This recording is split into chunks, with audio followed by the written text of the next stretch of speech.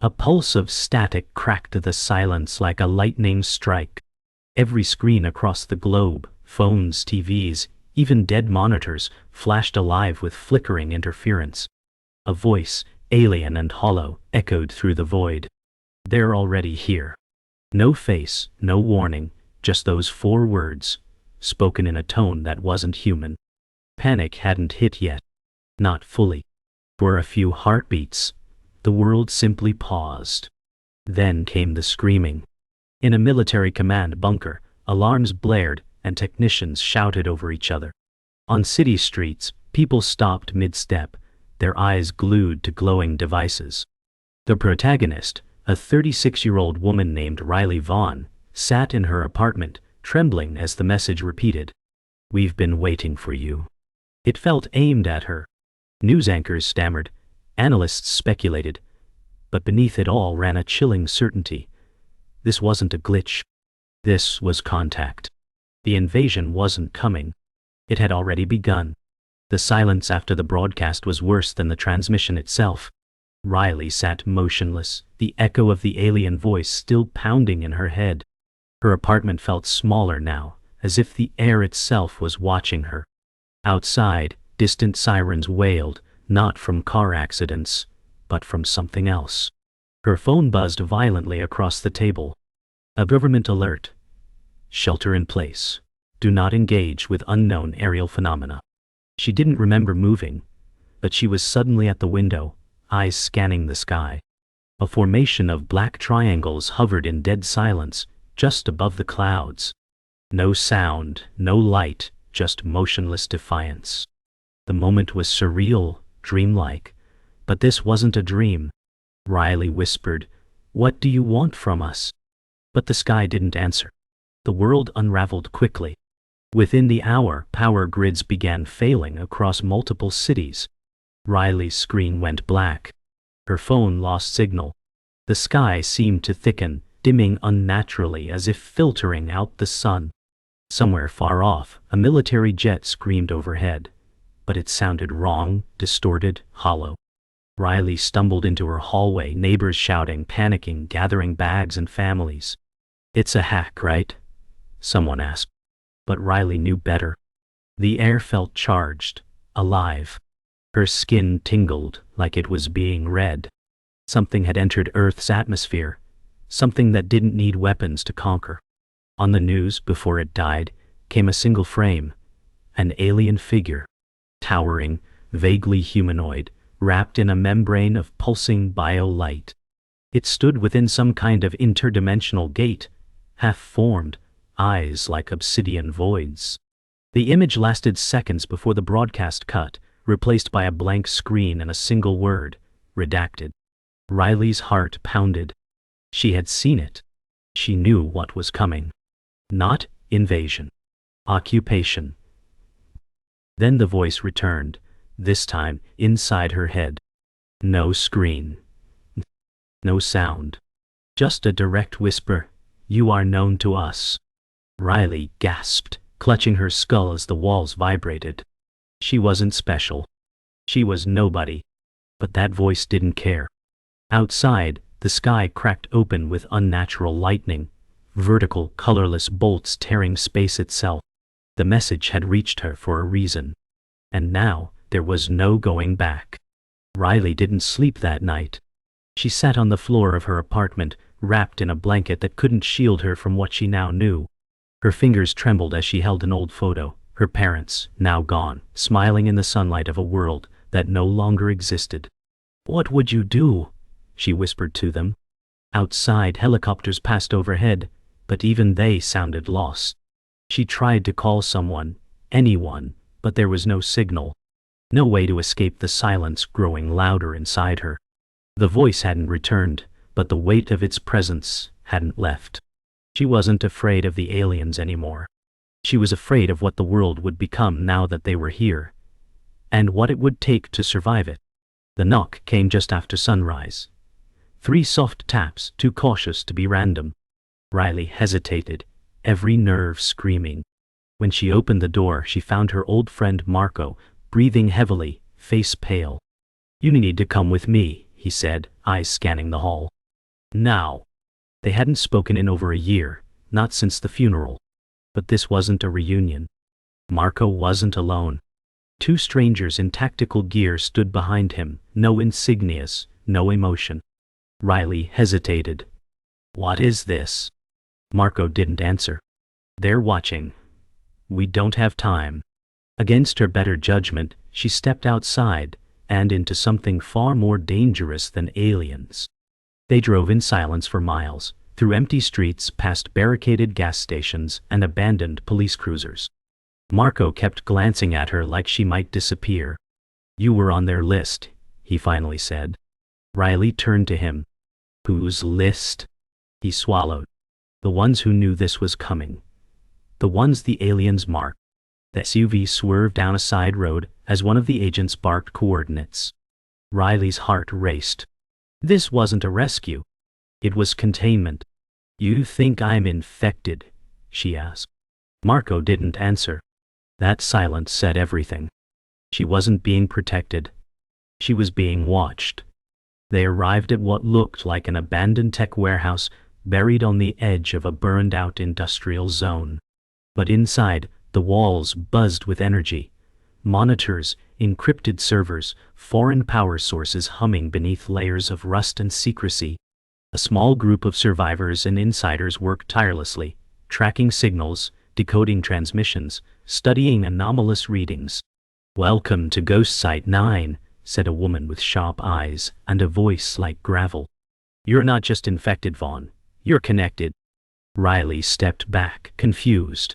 The woman continued, they didn't choose you by accident. You've heard them. That makes you valuable or dangerous. Riley had no idea what she had just walked into. But she was already in too deep. Later that night, alone in a back room of the compound, Riley stared at herself in a cracked mirror. Her hands still trembled. Her reflection didn't look like her anymore. Eyes sunken, jaw tight, expression hardened by truth. She closed her eyes. The voice returned, not just inside her head this time, but in the wires, the machines, the air itself. You are one of us, but not ours. A wave of nausea hit her. Something inside her was changing. Something buried deep in her blood. She had always felt out of place, even before this. But now she knew why. They hadn't just come for Earth. They had come for her. The files weren't hidden. They were protected. Riley stood over a rusted desk in Ghost Site 9, watching encrypted data flood the screens as Marco decrypted layers buried beneath classified military operations. One folder caught her eye. Project Halcyon. Inside were logs, dated decades back, linking humanity's first contact not to the present, but to 1972. Governments had known. They hadn't just hidden the truth. They had worked with them. This isn't invasion, Marco muttered. It's negotiation. Riley's hands clenched the desk edge. Everything she'd trusted, history, science, leadership, it had all been a curtain. We've been living in their shadow for 50 years, she whispered. And someone had made sure no one noticed. One name kept repeating in the files, Sigma Directive. It led them deep into the compound's cold storage archive, a long-forgotten vault filled with servers, hard drives, and physical dossiers. Riley opened a drawer and froze. A photo. Her father, standing with known political leaders. And something else. An indistinct figure, tall, shadowed, wrong. Her father's face was calm, even proud. Marco leaned in. That's not possible. But Riley already knew. Her father hadn't died in an accident. He'd been erased. The betrayal stung deep, not just as a daughter, but as a human being. They were part of this, she said coldly. My whole life was built on a lie. That night, the truth became unbearable. Riley wandered outside the facility, into the dead industrial outskirts. Smoke coiled from distant fires and the air was charged with tension, metallic, unnatural. A voice called from behind her. You shouldn't be out here. It was the agent who had escorted her earlier, Lang. But his posture was wrong. His voice shifted.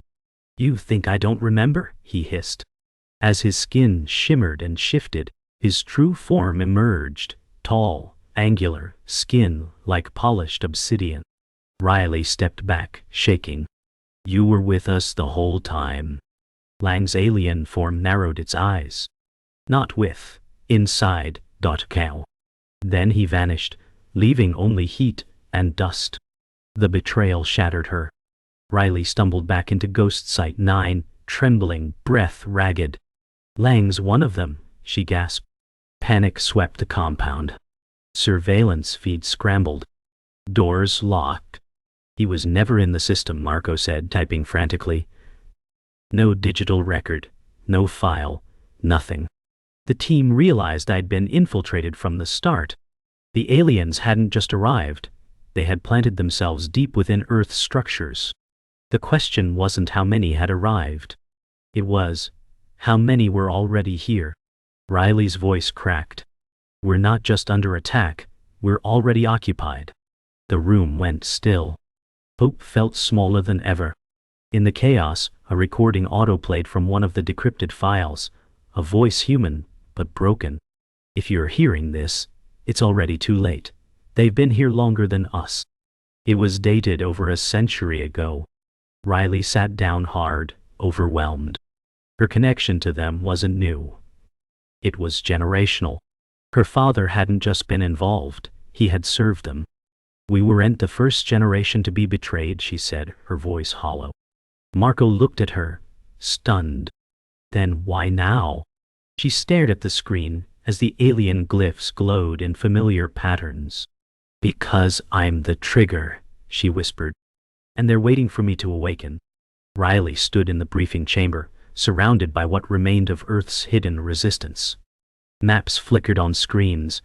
Alien movements disrupted cities, black zones where communications had ceased entirely. This isn't war, one of the analysts said. It's a simulation.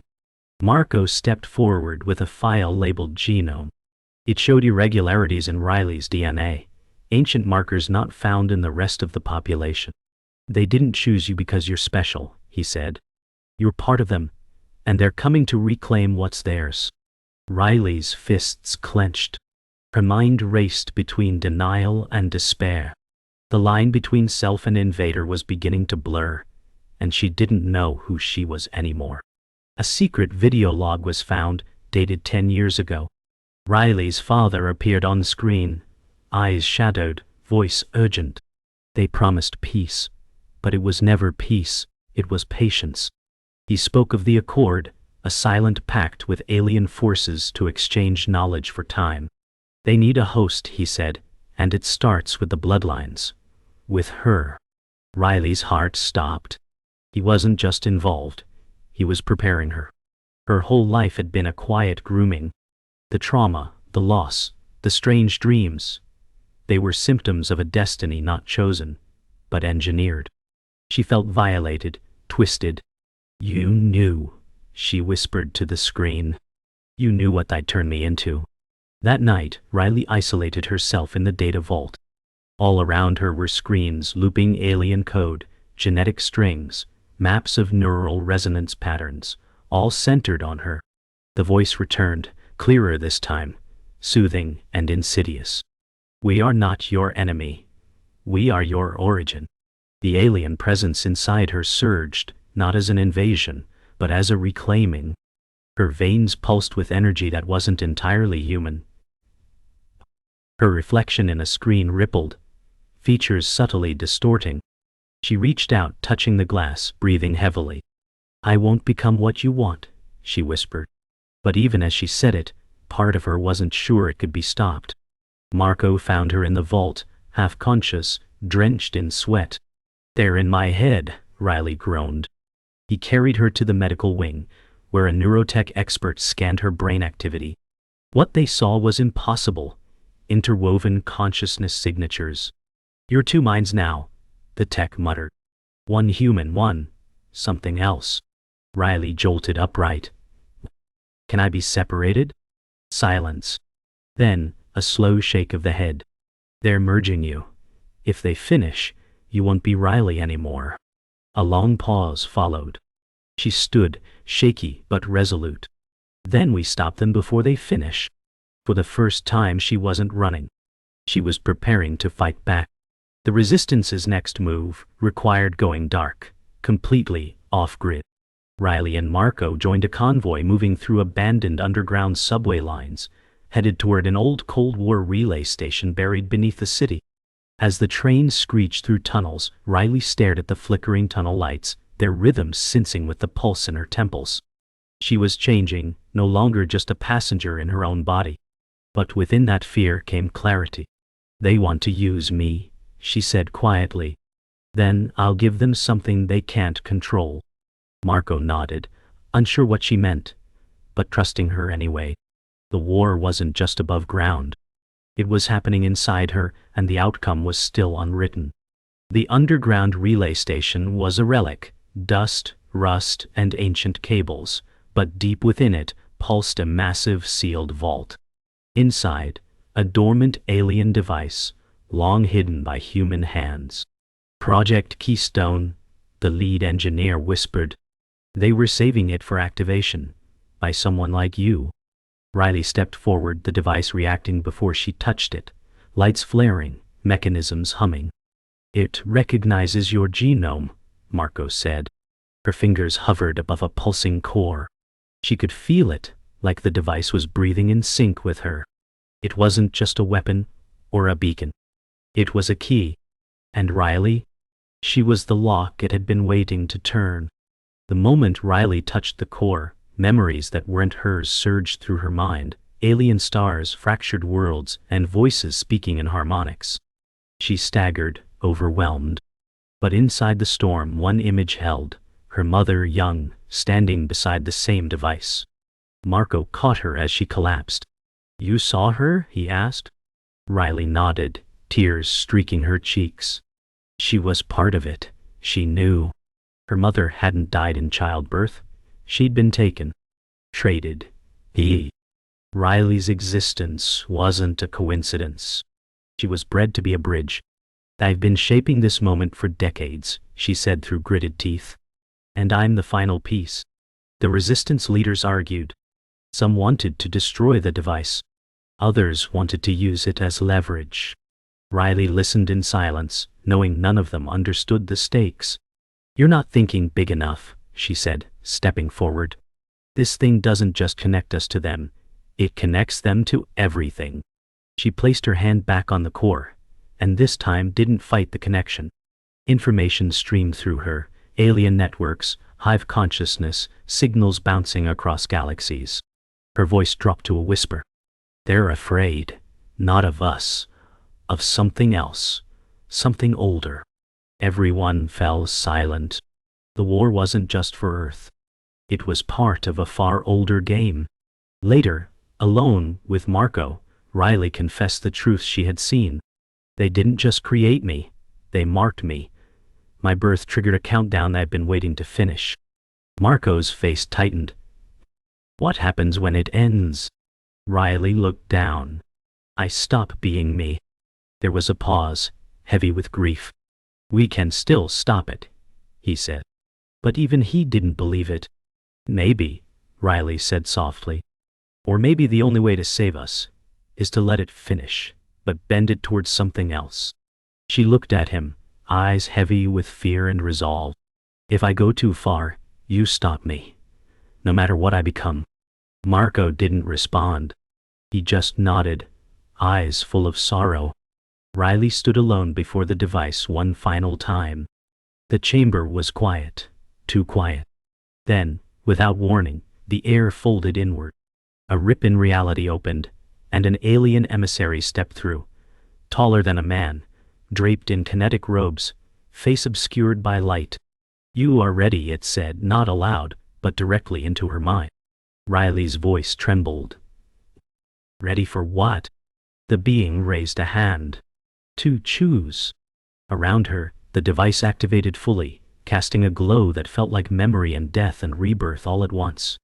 This wasn't the end of a plan. It was the beginning of something far greater. "Then I choose Earth," Riley said, and everything changed. The world above was crumbling. Cities flickered in and out of power. Skies writhed with unnatural auroras as alien transmissions infected satellite arrays. In the depths below, Riley prepared. Her body had changed, eyes brighter, skin humming with unseen current. She moved differently now. The device had done something irreversible. "The network is open," the tech whispered. "They're waiting for her command." The Resistance watched as Riley approached the interface. Her hand hovered just above the control node. "If I activate this," she said, "I don't know if I'll come back the same." Marco stood beside her. "Then don't come back the same. Come back stronger." She closed her eyes and touched it. The moment her hand connected, Riley was pulled into something beyond thought. A sea of memories not her own. Countless civilizations, galaxies born and dead, voices weeping, screaming, singing in languages older than Earth. Her mind fractured and expanded all at once. In the real world, her body levitated, trembling as energy laced through her spine. "She's not human anymore," someone whispered. Inside the network, she saw the truth. Earth had been a seed, an experiment in resistance, in evolution. And now, it was being harvested. Riley fought to stay whole. "I am not your weapon," she shouted into the void. A ripple spread outward. Something ancient responded. Something answered. A presence, not alien, not human, pushed into Riley's mind. It was old, vengeful, imprisoned in silence for millennia. "You are the gateway," it said. "Open, and all will fall." She saw its prison, a black star swirling behind galaxies, kept shut by a living code. Her bloodline. Riley fell to her knees, gasping. "They weren't afraid of us," she muttered. "They were afraid of what would unleash." The aliens hadn't come to conquer. They came to prevent this very moment, to stop it from breaking through. And now she had the power to either free it or bury it forever. Back in the relay chamber, alarms screamed. The alien emissary returned, this time flanked by other forms, each more evolved, less human. "You must choose now," it said. "Contain the old one, or become its vessel." Riley stood, weak but defiant. Her hands shook with power. The emissary stepped closer.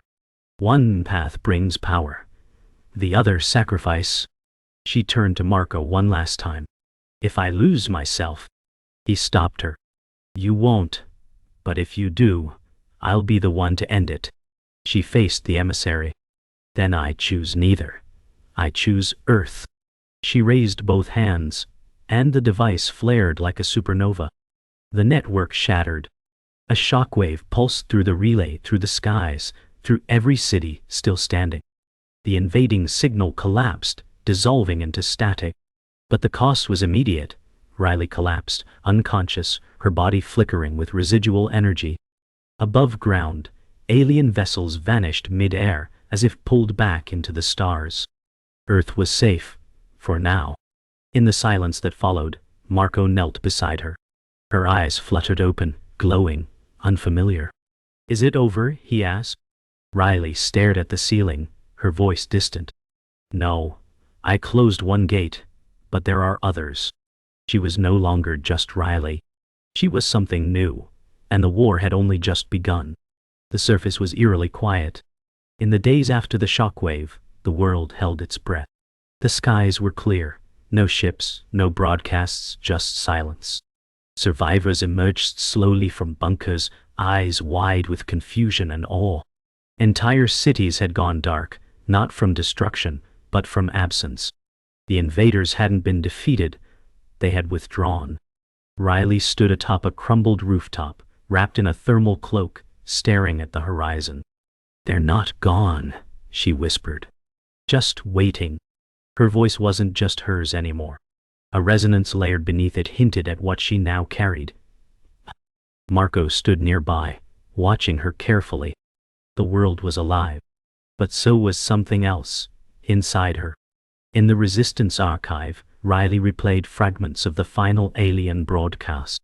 "You have chosen divergence," the voice had said. "But divergence invites consequence." Analysts couldn't interpret it. But Riley understood. She hadn't just stopped a war. She had broken a pattern, disrupted an ancient chain. Somewhere in the galaxy, others like her would awaken. Gatekeepers designed to open doors, or seal them forever. "We've only delayed what's coming," she said. Marco nodded. "Then, we prepare." They stared at a holographic star map. One star pulsed red. Not Earth. Not yet. Somewhere out there, a new gate was stirring, and it had seen her. Riley wandered through what remained of her childhood home. It was still standing, miraculously untouched, as if preserved by intention. Dust-coated old picture frames. A book she once read sat open on the table, spine cracked. In the attic, she found her mother's journal, pages written in 2 languages. One human, one alien. The final entry was a message to her. "You were meant to be more than a shield. You were meant to be the spark." Tears slipped down Riley's face. Her life hadn't been stolen. It had been built, piece by piece, to become this moment. She wasn't just surviving. She was fulfilling a prophecy she never asked for. At the sight of the now deactivated alien device, Riley stood alone. The core was silent, cold, inert. Around her, technicians worked to dismantle what remained, careful not to trigger whatever slumbered inside. She placed a hand on its surface. No spark. No response. But inside she felt its echo, like a sleeping heart waiting for her command. "You're still listening," she whispered. The device had marked her. Not to control her, but to test her. She had passed. But the test wasn't over. Across the galaxy, other devices were waking. Some would find allies. Others would not. The question was no longer if. It was when. She walked away without looking back. Boots crunching over broken stone, cloak trailing in the wind. No grand speeches. No final salute. Just quiet resolve. Marco watched from a distance, knowing she was leaving not just the site, but her old life behind. As she disappeared into the mist, her final words echoed in his mind. "The truth has a price." Above the clouds parted, and for the briefest moment, something shimmered in the sky. Not a ship. Not a storm. A doorway. And through it, the stars watched back. The story wasn't over. It had only just begun.